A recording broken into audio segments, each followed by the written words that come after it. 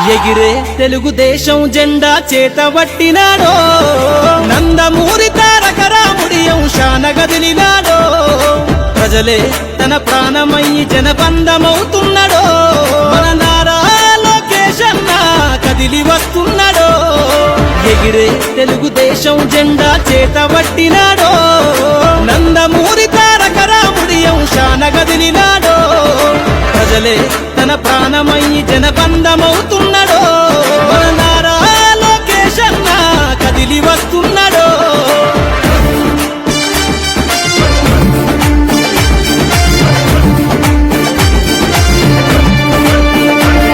తన తండ్రి బాటలో జనం కోసము జెండనెత్తుకుండు, నిరంతరం జనహితాన్ని కోరే యువకరటం ఇతడు, ప్రజలందరి హక్కుల కోసం ఉద్యమ దిక్కై కదిలిండు. సిన్సియర్ గా రాజకీయాల్లో పనిచేస్తూ అందరి ఆదరాభిమానాల్ని నేడు పొందినటువంటి వ్యక్తి నారా లోకేష్ బాబు గారు.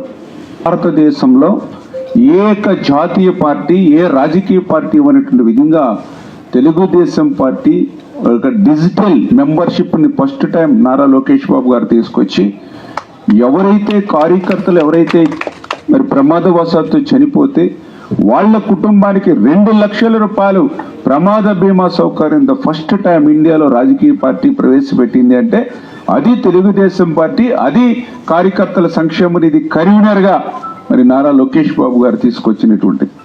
అదేవిధంగా మొన్న కూడా మీరు చూసారు ఏదైతే యువగళం పాదయాత్ర, మరి యువగళం పాదయాత్రగా జనవరి 29న కుప్పంలో ప్రారంభించినటువంటి ఆయన యువగళం ప్రజాగళంగా ఎట్లా మారిందో మనందరం కూడా చూసినటువంటి పరిస్థితి.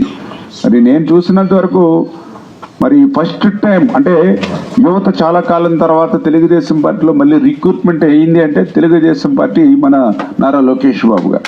అంటే ఆ రోజు ఎన్టీ రామారావు గారు, తర్వాత చంద్రబాబు నాయుడు గారు, ఇప్పుడు లోకేష్ గారు. అంటే ఇట్లా ప్రతి మరి దశాబ్దానికి మరి ఒక్కొక్క జనరేషన్లో ఒక్కొక్క యూత్ రిక్రూట్ అవడం వల్ల మళ్ళీ వాళ్ళు 10-20 సంవత్సరాలు ఈ పార్టీని ఇప్పుడు కూడా ముందుకు తీసుకెళ్తూ ఉన్నారు.